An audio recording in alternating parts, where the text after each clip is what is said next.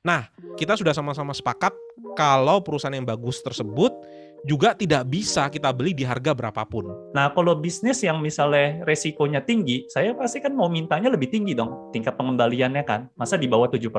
Ya, jadi kita pasti harus kenal dulu ownernya seperti apa, apakah ownernya ini jujur dan punya kapabilitas, ya lalu kita juga tentu analisa bisnis model. Nah, kalau itu semua udah ngerti, baru Pak, ujung-ujungnya valuasi berapa. Teman-teman nggak bisa semata-mata cuma ambil dari, per PBV berapa, ntar berdali-dalinya bilangnya kena value trap atau apa. Kalau orang yang langsung lompat ke valuasi, itu kita bisa cukup yakin 99% valuasinya nggak akurat Pak.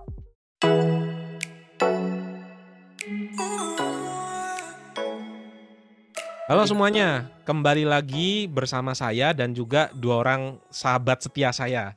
Di sini ada Pak Sumadi dan ada Pak Billy dari Ting. Nah, ini adalah part ketiga dari diskusi kita tentang investasi saham. Di part pertama kita sempat membahas tentang kalau semua orang awam itu sebenarnya bisa untuk memilih saham dari latar belakang apapun. Dan yang di part kedua kita juga sudah membahas menentukan 22 perusahaan yang ada di Bursa Saham Indonesia yang memiliki kekuatan competitive advantage yang bagus dan juga punya moat yang bagus. Nah, kita sudah sama-sama sepakat kalau perusahaan yang bagus tersebut juga tidak bisa kita beli di harga berapapun. Pasti akan ada harga yang reasonable yang harus kita putuskan untuk membeli perusahaan yang bagus tadi agar bisa menjadi investasi yang bagus. Di sini saya akan coba berbicara dengan Pak Sumadi dan Pak Billy ya. Kita akan coba berbicara bagaimana sih caranya memvaluasi suatu perusahaan dan kita bisa tahu apakah harga perusahaan ini masih di bawah nilainya. Saya kepingin tanya dulu ke Pak Sumadi. Ini saya juga sering mendengar ya mitos-mitos ataupun hal-hal yang sering diungkapkan oleh banyak sekali orang, termasuk yang saya percaya juga dulu ya ketika saya awal-awal belajar investasi. Benar nggak sih Pak Sum kalau seandainya perusahaan yang murah itu adalah perusahaan yang punya PER yang rendah dan PBV yang rendah? Gimana Pak Sum? Sebenarnya lihat dari konteksnya dulu. Memang kalau secara kacamata lihat rasio itu orang mikirnya, kalau per 5 artinya 5 tahun balik modal gitu ya. Terus misalnya kalau PBV di bawah 1 artinya di bawah harga nilai bukunya nih. Artinya kalau kita bisa akuisisi ini perusahaan, kita bisa likuidasi langsung. Tapi itu sebenarnya teman-teman harus analisa dulu. Misalnya contoh ya, saya kasih contoh PBV misalnya ada yang 1. Dan ini banyak yang malah jadi kena. Yang contoh kasusnya seperti Aisyah, yang dimana PBV-nya di bawah 1 waktu itu ya. Padahal di dalamnya receivable-nya bodong. Karena receivable-nya itu tanda petik ada permainan lah dari CEO-nya.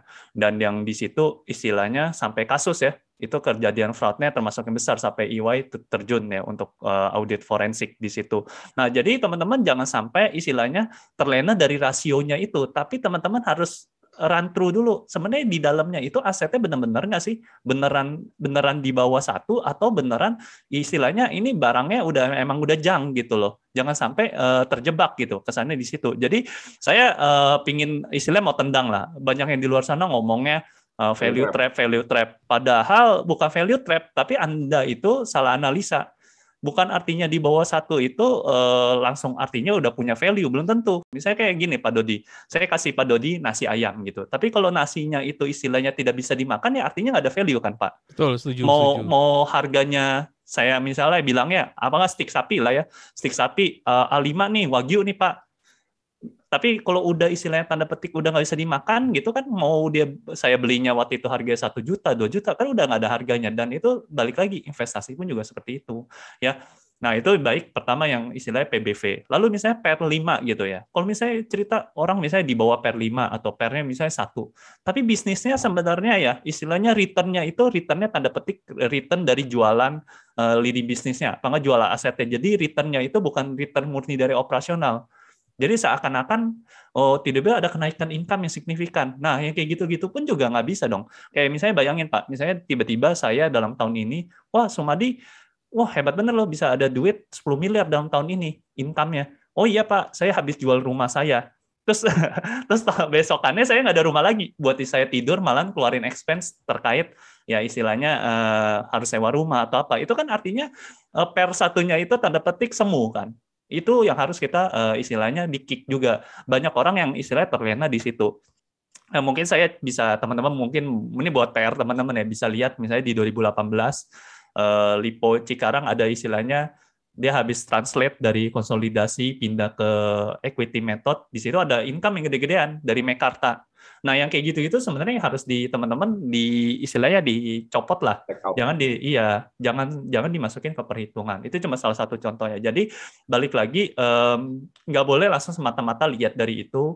Kalau misalnya memang udah kita yakin kualitinya bagus, ya itu bisa dikatakan murah. Tapi balik lagi ya, tiap bisnis itu bisa memiliki nilai BEP ya, nilai BEP yang berbeda. Nah, saya kasih contoh lagi ya, Pak Dodi. Misalnya contoh, Boleh, Pak. misalnya saya ajak Pak Dodi, yuk bisnis jualan ayam yuk. Nah, balik modalnya 2 tahun nih Pak. Nah, tapi bisnis ayamnya itu balik modal 2 tahun, tapi bisnisnya kayak jualan pecel lele yang di warung. Yang mungkin cuma omsetnya 1 tahun cuma 100 juta lah, kurang lebih kayak gitu. Menurut Bapak, itu worth it nggak 2 tahun? Misalnya saya ganti ayamnya itu jualannya ayamnya KFC. Nah, Yang di mana omsetnya bisa mungkin lebih 10 kali lipat, 20 kali lipat dibandingkan bisnis yang ayam itu. Tapi balik modalnya juga 1 tahun.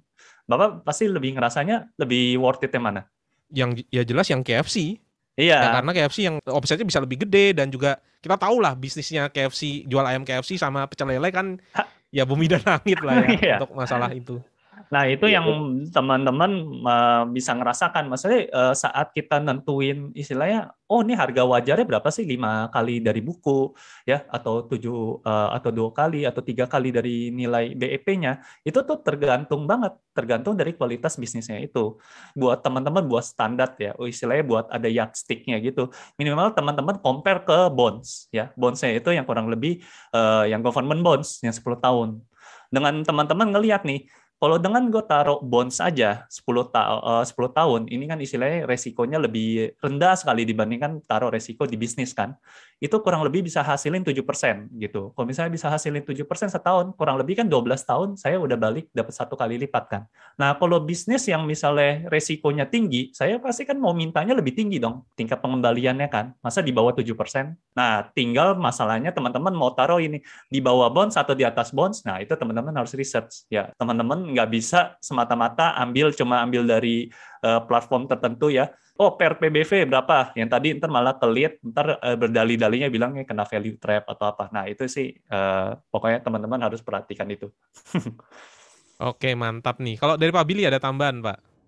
Ya, yang pertama kalau mengenai per PBV murah, saya setuju banget sih Pak. Maksudnya itu sangat tergantung dengan kualitas bisnis.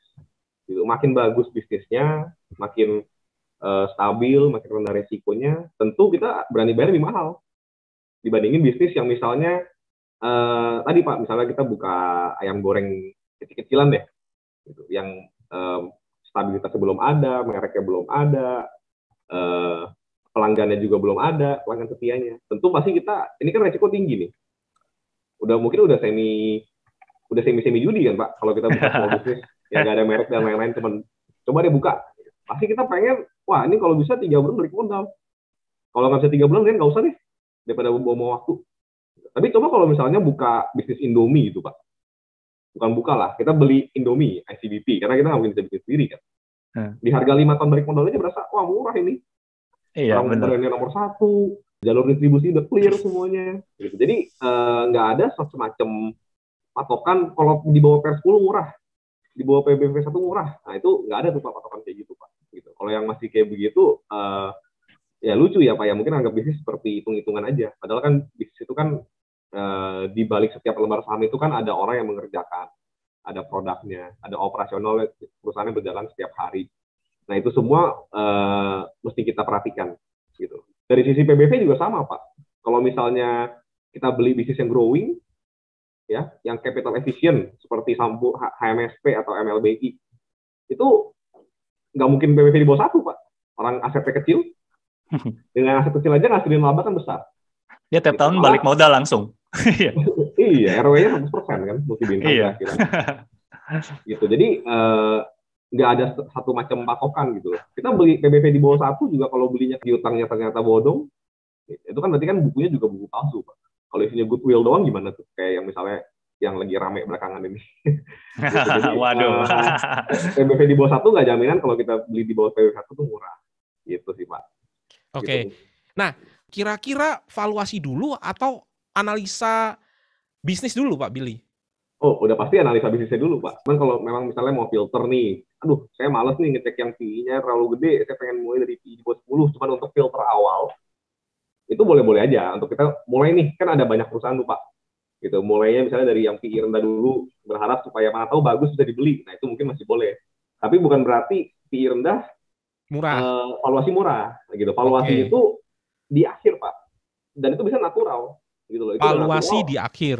Ya. di akhir gitu. Jadi yang paling kita itu harus ngerti dulu bisnisnya full. Bahkan biasanya kita analisa belum selesai aja tuh valuasi udah tahu, Pak. Udah bisa kira-kira.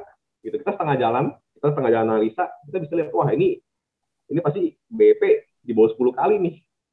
Kurang bagus di perusahaannya misalnya. Gitu. Jadi itu biasanya it comes natural ketika kita sudah mengerti bisnisnya. Gitu. Mungkin supaya lebih ada gambaran, Rahmat boleh tolong share screen ya ke website Think Site, kita kasih contoh aja. Gitu. Wah, thank you nih dari tim Think. Sudah boleh sharing case study ya istilahnya ya. Ya, teman-teman bisa lihatlah kurang lebih hasil karya tim-tim analis kita di Think. Jadi ini nama palsu. Saya mungkin nanti akan mungkin boleh ya, ini website kita sekilas, mungkin kita langsung ke Think case-nya aja.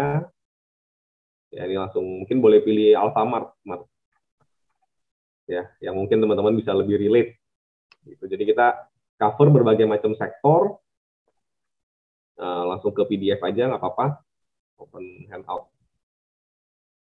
Nah, jadi di Think ini kan kita mengcover banyak sekali sektor, gitu. Kenapa kita perlu cover banyak sektor, teman-teman? Karena memang beda sektor bisnis, beda cara menganalisa. Gitu. Ini Alfamart, cara analisa Alfamart, bisnis retail. Kita nggak bisa pakai frameworknya bisa, tapi kita nggak bisa pakai cara pandang kita ke Alfamart itu dipakai ke misalnya bisnis batu bara, tinggal di copy persis gitu, itu nggak bisa. Gitu. Kita mesti ngerti bisnisnya dulu, maka dari itu kita di Think kita cover berbagai macam sektor. Gitu. Nah, ini mungkin salah satu contoh. Coba mungkin Rahmat boleh scroll sekilas. Ini mulai dari owner, saya akan coba jelasin. Ya, jadi kita pasti harus kenal dulu ownernya seperti apa. Apakah ownernya ini jujur dan punya kapabilitas. Lanjut aja, Mas, nggak apa-apa. Sambil scroll. Ya, jalan terus aja nggak apa-apa. Ya, lalu kita juga tentu analisa bisnis model. Ya, bagaimana ini operation dari perusahaan ini seperti apa sih? Gitu. Ini yang bikin Pak Sumadi langsung nih kebetulan. Ya, izin sharing sedikit. Gitu. Jadi teman-teman bisa lihat ya, kita spend waktu dan effort yang nggak sedikit untuk kerja report ini. Gitu. Ini yang akan teman-teman dapatkan kalau subscribe Think. Dan memang menurut kita sebagai investor yang saya dan Pak Su mungkin taruh uang hampir 100% di saham semua. Gitu. Pak Su mungkin punya mungkin belum punya rumah ya, cuman masih semuanya di saham gitu loh, karena ngerasa kalau beli rumah kapitalnya nyangkut. Iya, sayang. Momentumnya lagi masih bagus-bagusnya di saham. Ya, jadi maksud kita adalah kita berani melakukan itu karena kita memang risetnya dalam. Dan kalau memang kita pengen jadi enterprising investor yang punya return luar biasa, ya kita harus analisa dalam. Kita harus berani deep dive, baru kita berani beli banyak ketika opportunity itu datang. Nah, setelah kita ngerti semua, mulai dari owner, lalu kita juga ngerti bisnis modelnya seperti apa, kita lihat track record management 10 tahun terakhir, apakah bisa jalanin bisnisnya dengan baik, ya, lalu kita lihat juga unit economics-nya, lalu kita cek juga ada red flag ini perusahaan, gitu. Dari situ kita baru bisa menilai karakter dari bisnis seperti apa. Nah, kalau itu semua udah ngerti, baru Pak, ujung-ujungnya valuasi berapa. Iya. Gitu. Jadi kalau orang yang langsung lompat ke valuasi, itu kita bisa cukup yakin 99% valuasinya nggak akurat, Pak. Gitu sih. Mungkin Pak Sumadi mau tambahin? Jadi kita bayangin gini, kita saat berinvestasi, kita judulnya udah berinvestment ya. Kita saat berinvestasi kan artinya kita ada uang yang kita taruh ya. Ya taruh, yang kita dengan harapan ada return dong ke depannya. Nah, tapi return-nya itu dalam bentuknya apa gitu kan? Pasti ya tentu dari bisnisnya itu. Dari bisnisnya itu ya artinya bisnisnya itu bisa menghasilkan return, artinya dia harus profit dong. Kalau misalnya bisnisnya itu tanda petik ya nggak bisa hasilin profit dalam bertahun-tahun ya, maksudnya bukan satu one time doang nggak bisa hasilin profit, artinya ya bisnis itu nggak, tanda petik nggak layak untuk dibeli.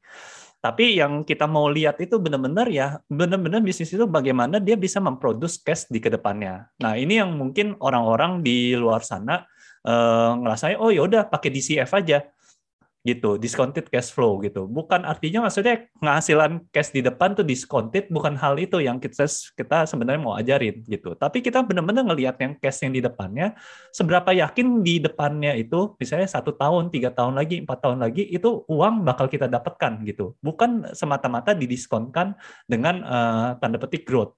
Yang dimana kalau kita ganti sedikit growth-nya itu ya, langsung berubah valuasi bisnis. Tapi valuasi bisnis bukan kayak gitu. Nah, itu cerita terhadap dari future cash-nya. Nah, sedangkan kalau misalnya today cash itunya apa sih? Ya gampang banget itu, Pak. Simple banget. Tinggal kita ngelihat dari neracanya perusahaan. Karena balik lagi, saat kita beli suatu bisnis, kita jadi bagian suatu bisnisnya itu kan. Kita menjadi pemilik. Memang kalau kita persentasenya kecil ya, kita punyanya kecil dari bisnisnya itu, asetnya itu. Tapi saat bisnis itu tanda petik dilikuidasikan, itu ada beberapa yang kita bisa tarik menjadikan cash.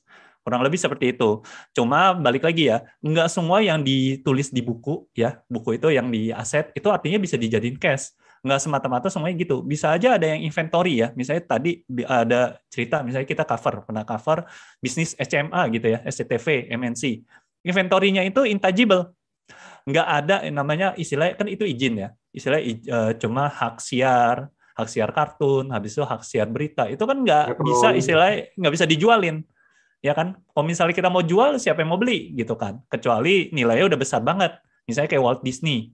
Nah makanya kayak walaupun sama-sama bisnis yang istilahnya ada satu kartun yang diproduksi MNC, satu kartun yang diproduksi sama Disney, tapi yang kartunnya Disney punya nilai. Nah yang kayak gitu-gitu, itu kualitatif itu yang nggak bisa istilahnya cuma semata-mata kita lihat dari kacamata accounting doang gitu, atau yang bilang ya bahasa-bahasa bisnis gitu aja. Tapi benar-benar kita harus lihat secara kualitasnya secara menyeluruh. Nah, setelah kita bisa tahu itu today cash-nya, habis itu kita yakin ke depannya perusahaan ini bisa menghasilkan uang berapa, kita ya maksudnya tinggal kalikan true earnings-nya ini ya, dengan kita kaliin BEP ya, true earnings-nya ini kaliin BEP, yang tadi BEP apa sih? Yang tergantung kita masing-masing tuh Pak, dari kualitas bisnisnya. Kalau misalnya kita ngerasa bisnisnya KFC tadi kan 2 tahun udah pasti bagus banget kan. Kalau misalnya 4 tahun masih worth it nggak ya? Oh masih worth it lah KFC. Kalau 7 tahun balik modal, oh masih cengli lah kalau KFC. Kalau misalnya 20 tahun, gila kelamaan banget ya. Mendingan kalau 20 tahun mendingan beli Kabir Pharma aja. Nah, yang hal-hal yang kayak gitu kan istilah tarik menarik itu kan seperti kita memiliki titik ya, yardstick kayak gitu. Jadi kita bisa pinpoint bisnis mana aja yang kita ngerasa, oh nih harga wajarnya itu segini. Nah, itu yang kita kalikan dengan true earnings-nya yang tadi. Jadi bukan semata-mata kita langsung pakai growth, ditarikan discounted, bukan seperti itu. Gitu. Jadi benar-benar kita ngeliatin dari bisnisnya satu-satu, jadi teman-teman udah tahu kualitas bisnisnya, baru kita lihat earnings-nya berapa ke depannya. Gitu. DCF itu benar pola pikirnya. Itu adalah, tapi itu DCF itu filosofi, Pak. Gitu loh. Future cash flow-nya berapa ditarik sama today cash, likuidasinya berapa, tapi itu filosofi gitu, nggak bisa dijadiin rumus. Nah, yang banyak orang keliru itu adalah DCF dijadiin rumus, malah yang banyak prakteknya saya lihat Pak, bukannya dapat valuasi, malah biasanya udah tahu berapa, baru growth-nya diatur Pak. Pas-pasin ya, benar. Iya. Cocok logi. Ini gitu yang saya sering ketemu gitu loh. Dan itu menurut saya bahaya sekali ya. Misalnya contoh Pak, orang valuasi di tahun 2019 gitu dengan metode ya istilahnya dengan formula lah. Saya anggapnya semuanya formula lah yang kayak gitu. Tahun 2020 tiba-tiba krisis gitu ya, COVID gitu ya. Itu kan semua mau indikator ekonomi semuanya pasti jelek. Apapun pasti jelek indikatornya. Resesi lah gitu segala. Kalau misalnya cuma pakai formula, langsung ke sana bisnisnya semuanya valuasi jelek semua. Tapi kalau kita benar-benar ngelihat bisnisnya ini, harusnya ini pasti balik lagi nih, bounce back. Nggak mungkin. Saya ngerasa earning-nya pasti nanti bisa balik lagi. Walaupun memang tahun ini rugi ya, di tahun 2020 kita nganggapnya. Tapi di tahun depan bisa loh, kalau kondisi normal dia bisa untung lagi, kurang lebih segini. Nah, itulah yang kita patokan. Earnings-nya itu yang kita yakini, yang itu yang kita bisa ambil gitu. Bukan current condition-nya berapa, oh jeblok, oh pakai ini aja udah hancur dah, valuasi berkurang. Jadi saat muncul resesi, valuasi bisa berubah-berubah. Nah, itu yang menurut saya jadi istilahnya apa ya, valuasi bisnis kok kayak sekejap, padahal kan bisnisnya tetap jalan. Cuma karena indikator-indikator noise di market kayak gitu, kayak kesannya langsung berkurang dan drastis berubah gitu. Laporan kuartal keluar beda langsung ganti valuasinya. Sih, benar. Oke. Nah, kalau saya boleh sharing sedikit, dulu saya orang yang karena orang tekniknya suka pakai spreadsheet. Tapi ternyata ini kan semuanya kan kita masukin asumsi. Gimana caranya kita bisa asumsinya tepat kalau kita nggak analisa mendalam dulu. Nah, kalau seandainya analisa sudah mendalam, buat apa pakai formula? Ya kan, kita kan sudah tahu perusahaannya. Jadi ketika masuk Ting bisa menyimpelkan cara berpikir saya tentang valuasi gitu ya. Saya sepakat dengan yang Ting sempat ajarkan ya, BEP berapa, true earnings-nya berapa, justru itu yang paling penting. Daripada kita masukkan cash flow base-nya kita berapa, growth-nya berapa, terus kemudian discount rate-nya berapa. Kalau salah sedikit nggak ada sense-nya karena fokus di valuasi, nggak banyak baca di bisnisnya, keliru valuasinya. Nggak jadi beli gitu ya, perusahaan yang kita harusnya harganya harga Avanza, ternyata harganya Fortuner atau bahkan Mercy karena kita salah masukin labanya, pakai laba yang pada saat resesi kemarin gitu.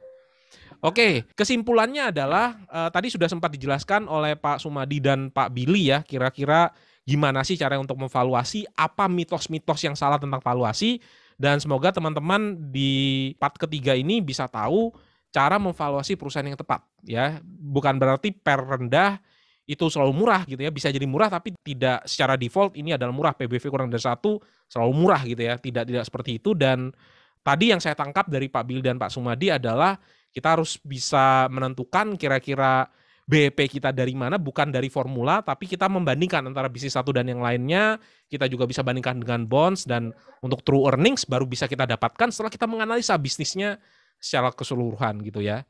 Oke. Terima kasih Pak Billy dan Pak Sumadi. Nanti di part keempat kita akan mencoba membahas nih kira-kira mana perusahaan-perusahaan yang kualitasnya bagus di harga yang murah. Kita nanti kerucutkan ya Pak ya, dari 22 tadi menjadi 8. Kita jadi acek-acek yang tadi ya. Iya benar. Bagi yang penasaran kita lihat di episode selanjutnya. Bye. Oke, siap.